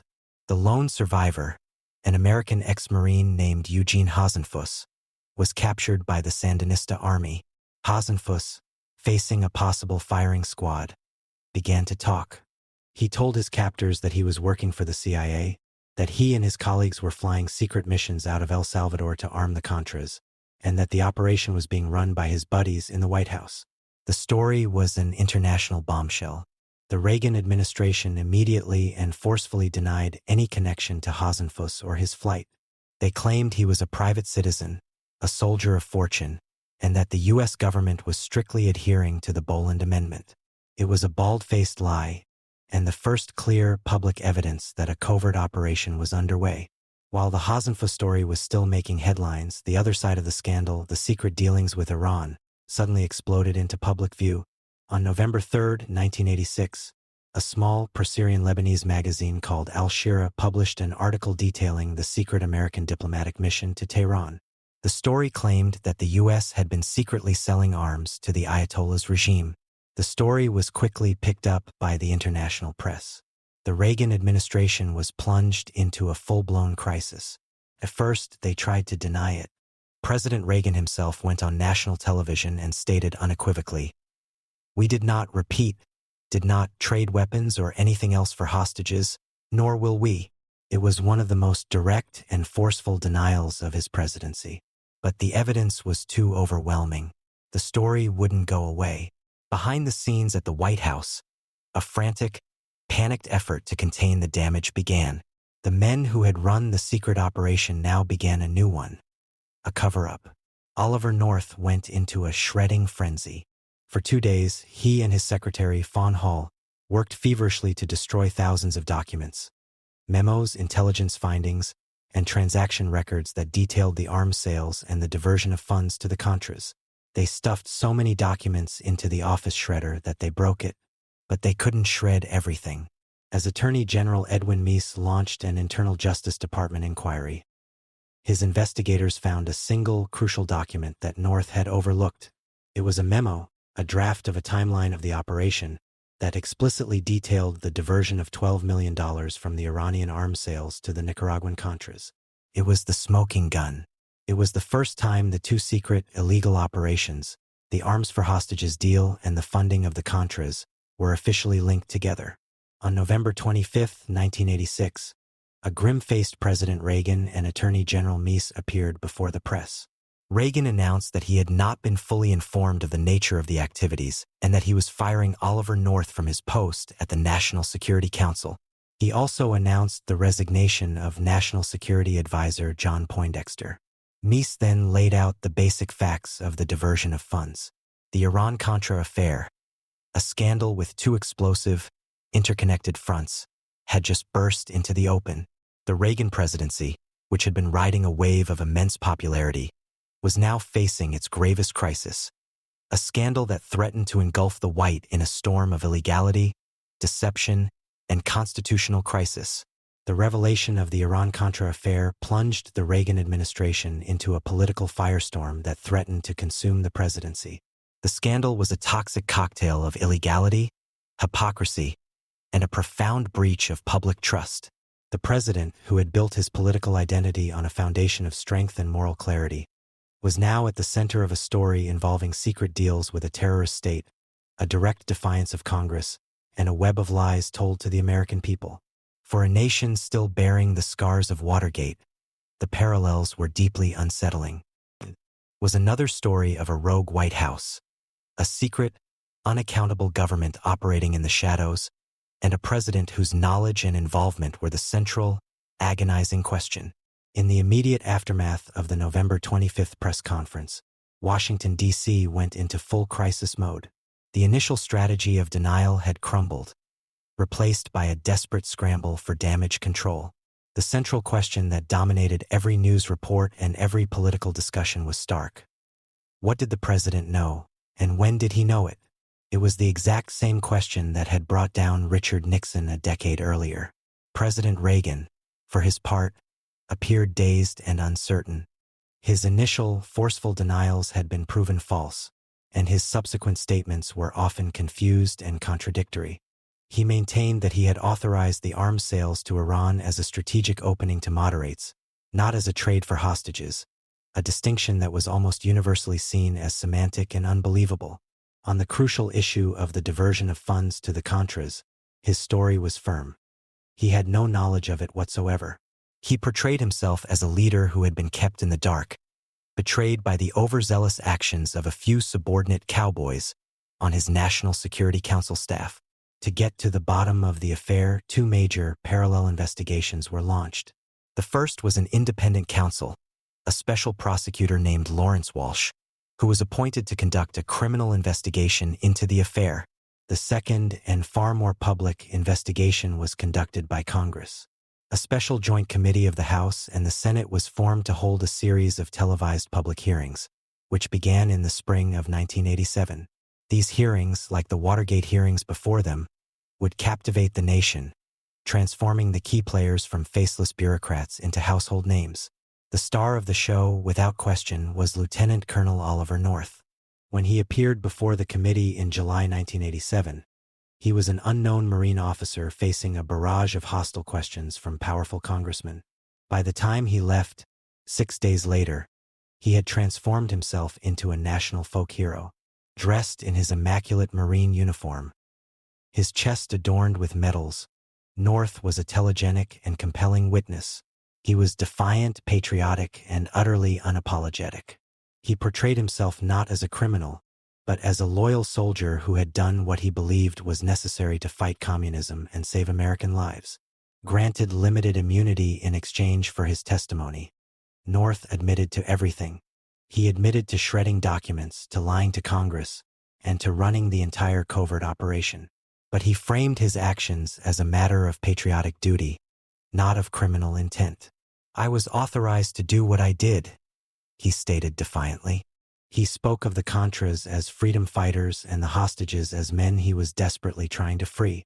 His performance was a masterpiece of political theater. He tapped into a deep well of American patriotism and anti-government sentiment. To his supporters, he was a hero, a can-do patriot who had cut through the red tape of a feckless Congress to get things done. The hearings were flooded with telegrams of support, and Alimania swept the country. Bumper stickers appeared that read, "Oliver North for President." He had successfully turned a hearing about a constitutional crisis into a referendum on his own character, and he had won in the court of public opinion. The other key witness was North's former boss, Rear Admiral John Poindexter. Poindexter was the opposite of North, dry, academic, and unemotional, but his testimony was, in many ways, the most crucial of the entire affair. He also admitted to his central role in the scheme and to destroying evidence, including a key presidential finding that had authorized the arms deal. And then, he delivered the testimony that the White House had been desperately hoping for. He stated, under oath, that he had deliberately and consciously kept the details of the diversion of funds from President Reagan. "The buck stops here with me," Poindexter declared. He had, he claimed, made the decision to withhold the information to provide the president with plausible deniability, to protect him from the political fallout. Poindexter's testimony was the firewall. It created the official narrative that the diversion was the work of a rogue NSC, and that the president, while perhaps guilty of poor management and a detached leadership style, was not guilty of the high crimes and misdemeanors that could lead to impeachment. The congressional hearings concluded in August 1987. The committee's final report was a stark condemnation of the Reagan administration's actions. It described a cabal of zealots who had engaged in secrecy, deception, and disdain for the law. It concluded that President Reagan, through his hands-off management style, had created the conditions that allowed the affair to happen, and that his ultimate responsibility for the actions of his subordinates was unavoidable. But without a smoking gun, without definitive proof that Reagan had known about the diversion, the momentum for impeachment, which had been building, dissipated. The constitutional crisis had been averted, but the criminal investigation was far from over. The independent counsel, Lawrence Walsh, continued his meticulous, multi-year investigation. Unlike the congressional committee, Walsh was not interested in political theater. He was interested in criminal convictions. In 1988, he secured grand jury indictments against Oliver North, John Poindexter, and 2 other key players on multiple felony counts, including conspiracy to defraud the United States, obstruction of justice, and lying to Congress. The trials that followed were a long and complex legal battle. Oliver North was the first to be tried in 1989. He was convicted on 3 charges, including obstructing Congress and destroying documents. However, his convictions were later overturned on appeal. A higher court ruled that his immunized testimony from the congressional hearings had been unfairly used to build the case against him, tainting the entire prosecution. John Poindexter was also convicted on multiple felony counts, but his conviction, too, was later overturned on the same grounds.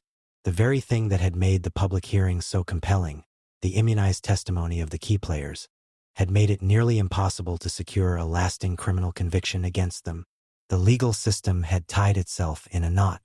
The men who had admitted their crimes on national television were, on a technicality, walking free. The criminal investigation led by independent counsel Lawrence Walsh pressed on for years after the televised hearings had faded from public memory. It was a dogged and often frustrating pursuit of accountability that extended far beyond the central figures of North and Poindexter. Walsh's team methodically worked their way up and down the chain of command, securing guilty pleas or convictions from a host of lower-level players involved in the covert network, from CIA officials to the private arms dealers who had facilitated the deals. But the biggest fish remained elusive, protected either by the complexities of the law or the shield of executive power. The investigation reached its final, dramatic crescendo in the waning days of the George H.W. Bush administration in late 1992. Walsh was preparing to bring his most significant case to trial: the prosecution of former Secretary of Defense Caspar Weinberger. Weinberger was charged with perjury and obstruction of justice for allegedly lying to Congress about his knowledge of the arms sales and for concealing thousands of pages of his personal notes, which detailed high-level White House meetings where the illegal deals were discussed. Walsh believed that Weinberger's notes were the key to finally and definitively proving what he had long suspected: that President Reagan and then Vice President George H.W. Bush were not just aware of the arms for hostages deal, but had been active and willing participants in its cover-up. The trial of Caspar Weinberger threatened to pull back the curtain on the final, protected secrets of the affair. But the trial would never happen. On Christmas Eve of 1992, just a few weeks before he was set to leave office after his election defeat to Bill Clinton, President George H.W. Bush issued a stunning series of preemptive pardons. He granted full and unconditional pardons to 6 of the key figures in the Iran-Contra affair, including Caspar Weinberger, Robert McFarlane, and the CIA officials who had been convicted. The move was a thunderclap that brought the 7-year investigation to an abrupt and controversial end. President Bush defended his actions, stating that the men were patriots who had acted in the country's best interest and had been unfairly targeted by a politically motivated prosecutor. He argued that the real crime was the criminalization of a policy dispute. But Lawrence Walsh, the independent counsel, saw it differently. In a furious public statement, he condemned the pardons as a profound abuse of power. He accused President Bush of orchestrating a final cover-up, of using his pardon power not to dispense justice, but to protect himself and his predecessor from further scrutiny and potential implication in the scandal. The pardons, Walsh argued, ensured that the full truth of what had happened at the highest levels of the Reagan White House would never be known. The final chapter of the Iran-Contra saga was not a legal verdict, but a presidential decree that sealed the remaining secrets forever. The legacy of the Iran-Contra affair is complex and deeply significant. On a political level, it was a massive blow to the Reagan presidency. It shattered the image of a strong, decisive leader and exposed a chaotic and duplicitous administration. While Reagan's personal popularity allowed him to survive the scandal without facing impeachment, it permanently tarnished his legacy, revealing a leader who was either complicit in a criminal conspiracy or so detached from his own administration that he was unaware of a secret government being run out of his own basement. The affair also had a profound and lasting impact on the balance of power between the president and Congress. It was a stark, and for many terrifying, demonstration of the dangers of an imperial presidency, and the willingness of a zealous executive branch to defy the law and the will of the legislature in the pursuit of its foreign policy goals. The scandal reignited the debates that had raged during Watergate about the limits of executive power, the importance of congressional oversight, and the integrity of the nation's intelligence agencies. For the participants themselves, the outcomes were varied.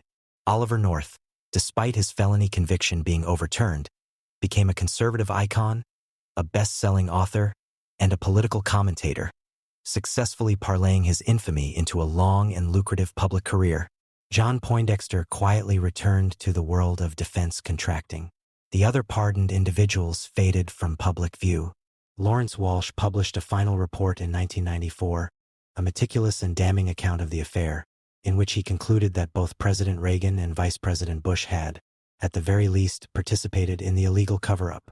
But perhaps the most significant legacy of Iran-Contra is its contribution to a growing public cynicism and distrust of government. The spectacle of government officials admitting to lying to Congress and destroying evidence, only to be hailed as heroes by a segment of the population and ultimately pardoned by a president, created a lasting impression of a system that was fundamentally unaccountable. It blurred the lines between patriotism and illegality, suggesting that for those in power, the ends could always be used to justify the means.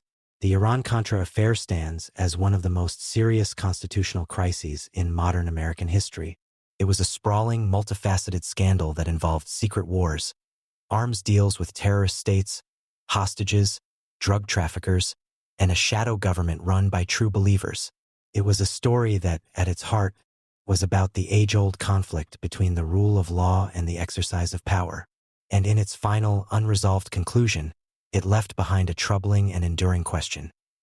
In a democracy, who watches the watchers, and who holds them accountable when they decide that their own secret, righteous cause is more important than the law itself? The affair was a deep wound to the American body politic, and its scars, in the form of public distrust and the ongoing debate over executive power, are still visible today. The betrayal of Aldrich Ames in the quiet, wooded suburbs of Northern Virginia, amidst the tidy colonial homes and the unassuming cul-de-sacs, lived a certain type of government employee. They were men and women who drove sensible sedans to work, who coached their children's soccer teams, and who attended neighborhood barbecues. Their lives were, on the surface, the very picture of mundane, middle-class respectability. But their work was anything but ordinary. They were the clandestine officers of the Central Intelligence Agency, the foot soldiers in the silent twilight war against the Soviet Union, and among them, there was perhaps no one more outwardly ordinary, more seemingly unremarkable, than a 20-year veteran of the agency named Aldrich Rick Ames. By the mid-1980s, Rick Ames was the definition of a mid-level, mid-career bureaucrat. He was a man adrift personally and professionally. His first marriage was falling apart, he had a growing problem with alcohol, and his career at the CIA had largely stalled. He had joined the agency in the 1960s with youthful ambition but had never quite lived up to his potential. His performance reviews were a consistent mix of fair to good, often noting his intelligence but also his laziness, his procrastination, and his tendency to drink too much at lunch. He was not a rising star. He was a piece of the furniture, a man who had found a comfortable, if uninspiring, home in the sprawling bureaucracy of the company. His work was in the Soviet East European Division, the very heart of the agency's Cold War operations. His job was to recruit and handle Soviet officials, diplomats, military officers, intelligence agents, convincing them to betray their country and become spies for the United States. It was the most sensitive and high-stakes work the CIA conducted. These human assets were the agency's crown jewels, providing invaluable intelligence about Soviet military capabilities, political intentions, and the inner workings of the KGB. They were men who risked everything, their careers, their families, and their very lives, to provide information to the West. And Rick Ames was one of the men entrusted with protecting them. In 1983, Ames's life took a dramatic turn. While stationed in Mexico City, he met and fell in love with Maria del Rosario Casas Dupuy, a beautiful and cultured Colombian woman who was working as a cultural attaché at the embassy. She was also a CIA asset, one whom Ames was tasked with recruiting. Their relationship was a serious breach of protocol, but Ames was smitten. He divorced his first wife and married Rosario. The marriage, however, brought with it a new and crushing set of pressures. Rosario had expensive tastes. She dreamed of a life of comfort and sophistication that was far beyond the reach of a mid-level government salary. Ames, desperate to please his new wife and to project an image of success that he did not feel, began to spend money he did not have. He bought a new sports car. He ran up massive credit card bills. He found himself drowning in a sea of debt, a quiet, personal crisis that was spiraling out of his control. By 1985, back in Washington, D.C., he was facing financial ruin. He was overdrawn on his accounts, his credit cards were maxed out, and he saw no easy way out of the hole he had dug for himself. It was in this state of quiet desperation that a new, unthinkable idea began to form in his mind. Ames had access to the most valuable commodity in the world: secrets. He knew the names, the code names, and the case files of the Soviet officials who were secretly working for the CIA. He knew what information they had provided, and he knew how they communicated with their American handlers. This knowledge was priceless to the KGB, and the KGB, he knew, paid very well. He wrestled with the idea. This was not a decision driven by ideology. Ames was not a communist sympathizer. He had no grand political disillusionment with the United States. His motivation was far more prosaic, far more banal. It was about money. It was about paying off his credit cards, buying a nicer house, and keeping his wife happy. He convinced himself that he could manage the risk. He wouldn't give them everything, he reasoned. Just a few small, relatively unimportant secrets, enough to get the $50,000 he calculated he needed to solve his immediate financial problems. He would give them the names of a few low-level Soviet assets who were, in his view, already compromised or of little value. It would be a one-time transaction, a quick, dirty deal to get him back on his feet. He believed he could control it. On the afternoon of April 16, 1985, Rick Ames took the first, irrevocable step. He composed a short, simple note asking for $50,000 in exchange for information. He put it in an envelope, and during his lunch break, he drove to the massive, imposing Soviet embassy on 16th Street in Washington, D.C. He walked up to the main gate, a place he had surveilled countless times as a CIA officer, and simply handed the envelope to a guard. It was a brazen, reckless act, a violation of every rule of tradecraft. A trained officer would have used a dead drop or a more subtle method. But Ames was desperate, and perhaps on some level he wanted to be noticed. He then went back to his office at CIA headquarters in Langley, Virginia, and waited. A few weeks later, his Soviet contact signaled him to meet. At the meeting, he was given his $50,000 in cash. But the Soviets wanted more. They wanted proof that he was who he said he was. They wanted names. And Ames, having already crossed the Rubicon, made a second, far more catastrophic decision. He gave them what they wanted. He provided the names of 2 KGB officers who he knew were secretly working for the CIA. With that act, the fantasy that he could control this relationship, that he could limit the damage, was shattered.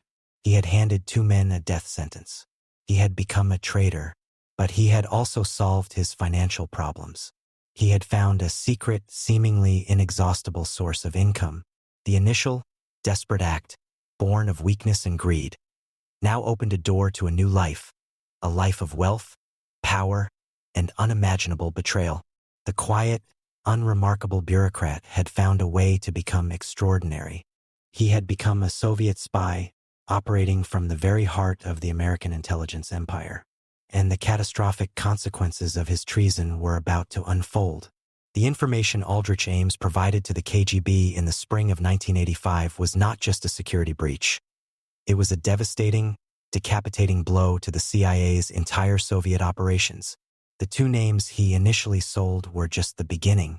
Over the next several months, in a series of clandestine meetings and dead drops around Washington, D.C., Ames systematically dismantled the agency's most valuable intelligence network. He worked his way through the files he had access to, methodically writing down the names of every Soviet asset he knew.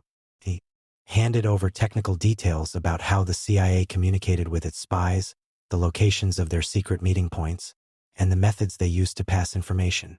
He essentially gave the KGB the entire playbook. He provided the names of men like Valery Martinov, a KGB officer stationed at the Soviet embassy in Washington, and Sergei Motorin, another KGB major. These were not just low-level sources. They were highly placed agents providing critical intelligence about Soviet intentions and capabilities. He also betrayed Adolf Tokachev, a brilliant Soviet electronics engineer who, for years, had been smuggling top-secret aviation and radar plans to the CIA, giving the U.S. an invaluable advantage in the technological arms race. Perhaps his most significant act of treason was the betrayal of Dmitry Polyakov, a high-ranking general in Soviet military intelligence. The GRU. Polyakov, codenamed Top Hat, had been one of the most valuable spies of the entire Cold War, providing crucial information to the West for nearly 2 decades. For the men Ames betrayed, the consequences were swift and final. The KGB, armed with this windfall of information, began to roll up the CIA's network with ruthless efficiency. One by one, the agents were arrested. They were taken to Moscow's Lefortovo prison, the infamous KGB interrogation center. There, they were subjected to intense questioning, inevitably confessed, and were put on secret trial for treason. At least 10 of the men Ames exposed were executed, most with a single gunshot to the back of the head. Others were sentenced to long, brutal terms in the Gulag. The CIA's most vital sources of intelligence on the Soviet Union were, in a matter of months, completely wiped out. Back in Langley, a sense of deep and profound confusion was setting in. By late 1985, the CIA's Soviet division knew they had a catastrophic problem. Their assets were disappearing. Communications were going silent. One after another, their most trusted long-term sources were vanishing off the face of the earth. At first, they considered a range of possibilities. Perhaps there had been a breach in their communication systems. Maybe the KGB had broken one of their codes. Or perhaps a single low-level clerk had been caught and had given up the entire network under interrogation. The possibility of a mole, a traitor operating at a high level within their own ranks, was considered, but it was almost too terrible to contemplate. The agency was still haunted by the legacy of previous mole hunts, particularly the destructive, paranoid tenure of a former counterintelligence chief named James Jesus Angleton, whose obsessive search for a Soviet mole in the 1960s had paralyzed the agency for years. There was a deep institutional reluctance to look inward, to suspect one of their own. So, for years, the CIA chased ghosts. They spent countless man-hours and millions of dollars searching for a technical breach that didn't exist. They changed their codes, their communication methods, and their tradecraft, but the losses continued. The flow of intelligence from the Soviet Union had dried up to a trickle. They were, for all intents and purposes, blind. Meanwhile, Rick Ames was living a life that should have set off every alarm bell in the intelligence community. His financial transformation was staggering and audacious. The man who had been drowning in debt just a few months earlier was suddenly, inexplicably, flush with cash. The KGB was paying him handsomely for his betrayals, ultimately funneling more than $2.7 million to him, with another $2 million promised, making him the highest-paid spy in American history. The money flowed, and Ames spent it with a reckless, almost taunting, abandon. He paid for everything in cash. He bought a new top-of-the-line Jaguar. He paid off the $300,000 mortgage on his modest home, and then paid $540,000 in cash for a large, new house in a more affluent neighborhood of Arlington, Virginia. He bought expensive tailored suits, spent thousands on fine wines, and indulged his wife Rosario's every desire for designer clothes and jewelry. His phone bills alone were astronomical, often running over $6,000 a month, largely due to Rosario's frequent calls to her family in Colombia. His lifestyle was a blatant, flashing red light, completely at odds with his government salary of around $60,000 a year. Within the CIA, a few colleagues did notice. They saw the Jaguar, they heard the stories of his lavish spending, but they chalked it up to his wife's family money.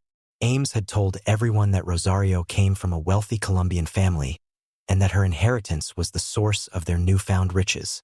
It was a flimsy, easily disprovable lie, but in the clubby, insular world of the CIA, no one wanted to ask the hard questions. To suspect a colleague of treason was a profound breach of etiquette. The system was built on a foundation of trust, and that trust created a powerful institutional blindness. Ames, for his part, seemed to thrive on the deception. He passed 2 separate polygraph examinations during this period, even after his interrogators noted signs of deception. His drinking continued, and his professional performance remained mediocre, but he was protected by his very mediocrity. No one could believe that this unassuming, slightly shambling, mid-level bureaucrat could be the source of the agency's greatest disaster. He was hiding in plain sight, his unremarkable persona the perfect camouflage for an unprecedented act of betrayal. By 1991, however, the agency could no longer ignore the devastating reality. The collapse of the Soviet Union had opened new channels of information, and it became terrifyingly clear that their lost assets had not just gone silent. They had been systematically executed. The theory of a technical breach was no longer tenable. They were forced to confront the unthinkable. There had to be a mole. A small, highly secret mole hunting unit was formed, a joint effort between the CIA and the FBI. They began the painstaking process of identifying every single employee who had access to the names of the compromised agents. They drew up a list of several dozen potential suspects. And on that list, for the first time, was the name of Aldrich Ames. The net was finally, slowly beginning to close. The hunt for the mole inside the CIA was one of the most secretive and critical investigations in the agency's history. The small joint task force of CIA and FBI investigators began with a daunting task: to sift through the professional and personal lives of every single employee who had access to the compromised cases. Their initial list of suspects contained nearly 200 names. Methodically, they began to winnow it down, looking for any anomaly, any deviation from the norm that might signal a potential traitor. From the beginning, Aldrich Ames was on their radar, but he was not initially the primary focus. He fit the access profile perfectly. He had worked in the Soviet division and had direct knowledge of many of the lost assets, but his persona was a powerful form of camouflage. He was still seen by many within the agency as a known quantity, a capable but lazy officer, a man more likely to be found at a long, boozy lunch than at the center of a sophisticated espionage plot. The investigators initially focused on other officers who seemed more likely suspects, but as they dug deeper, the sheer, brazen audacity of Ames's lifestyle began to stand out in stark relief. The investigators compiled a detailed financial profile of each suspect, and Ames's file was a glaring anomaly. The numbers were impossible to ignore. They documented his massive, unexplained cash expenditures: the $500,000 house paid for in cash, the $50,000 Jaguar, the designer clothes, the luxury vacations, the massive credit card bills paid off in full each month. The official explanation, that his wife had a vast family fortune in Colombia, began to crumble under scrutiny. A check of his wife's family finances revealed they were not wealthy. They were, in fact, a family of modest means. The money was not coming from them. The mole hunters began to focus their full, undivided attention on Rick Ames. A secret, intensive surveillance operation was launched in the spring of 1993. His home was bugged, his computers were monitored, and his car was fitted with a tracking device. A team of FBI agents followed him everywhere, documenting his every move. They sifted through his trash, piecing together shredded documents. They analyzed his bank records, tracing a complex web of international wire transfers from his KGB handlers through Swiss bank accounts and back to his accounts in Virginia. The surveillance revealed a man living a life of almost comical carelessness for a supposed master spy. He was sloppy.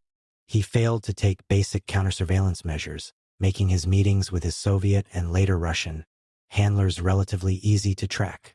The investigators watched as he used chalk marks on mailboxes in his neighborhood to signal his handlers that he had information to pass or that he needed to meet.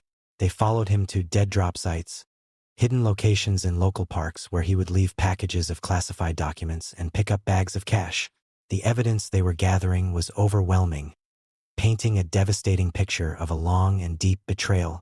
They cross-referenced the dates of his large cash deposits with the dates of his secret meetings with his handlers. The correlation was perfect.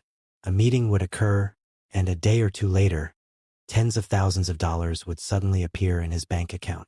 They also analyzed the CIA's own internal records, matching Ames's access to specific classified files with the subsequent disappearance and execution of the assets detailed in those files. The timeline was damning. An agent's file would be checked out by Ames, and shortly thereafter, that agent would go silent. The investigators now knew with absolute certainty that they had found their man, but they needed more. They wanted to catch him in the act, to build an ironclad case that would be impossible to refute in court. They also had a more pressing strategic concern. Ames was still an active CIA officer, and he was about to be reassigned to a new position, one that would give him access to an even broader range of sensitive information about the agency's global operations. They had to stop him before he could do even more damage. The final stage of the investigation was set in motion. The FBI needed to get inside his home office computer to see exactly what classified documents he was downloading and preparing to pass to the Russians. On two separate occasions, they conducted black bag jobs, surreptitious entries into his home while he and his wife were out. On one occasion, they created a diversion, with an FBI agent posing as a friendly neighbor. inviting the Ameses over for a long, leisurely brunch, while another team of agents broke into their home and copied the contents of his computer's hard drive. The data they found was the final nail in the coffin. It contained classified CIA documents and notes about his upcoming meetings with his handlers. By February 1994, the task force decided they could wait no longer. They had everything they needed. The arrest was planned for President's Day, when Ames would be at home. On the morning of February 21, 1994, as Aldrich Ames left his $500,000 home to run an errand, his Jaguar was intercepted by a team of FBI cars. He was arrested without a struggle. At the same moment, another team of agents arrested his wife, Rosario, at their home. The quiet, unassuming bureaucrat who had orchestrated the most devastating betrayal in the history of the CIA was finally in custody. The 9-year hunt for the mole was over. The news of Ames's arrest sent a profound shockwave through the intelligence community and the American public. The idea that a man so ordinary, so deeply embedded in the system, could have been a traitor for so long was deeply unsettling. The scale of his betrayal was almost impossible to comprehend. He had not just sold secrets, he had sold human lives. He had systematically destroyed the agency's most valuable assets for personal financial gain. A motive so base and so venal that it was almost more shocking than if he had been driven by ideology. In the interrogations that followed his arrest, Ames, confronted with the overwhelming evidence against him, began to talk. He was not remorseful.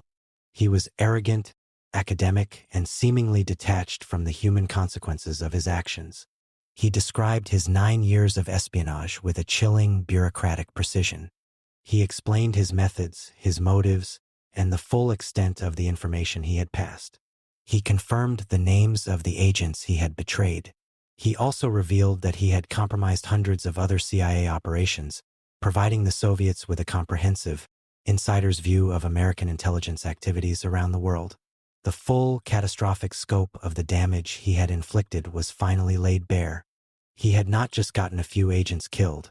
He had effectively blinded the United States for the better part of a decade, during the critical final years of the Cold War.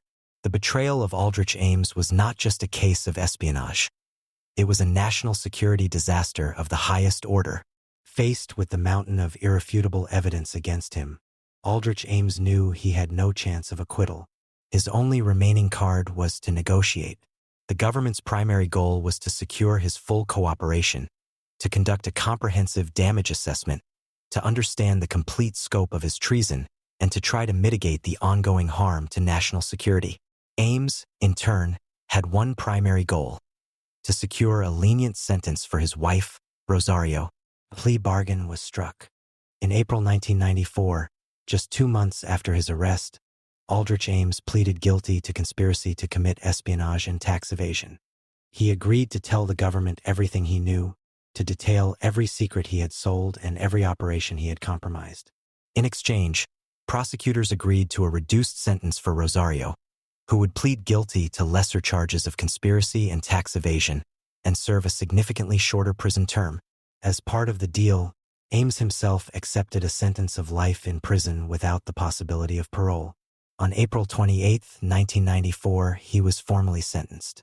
In court, he delivered a rambling, self-serving statement, showing little remorse for the lives he had destroyed.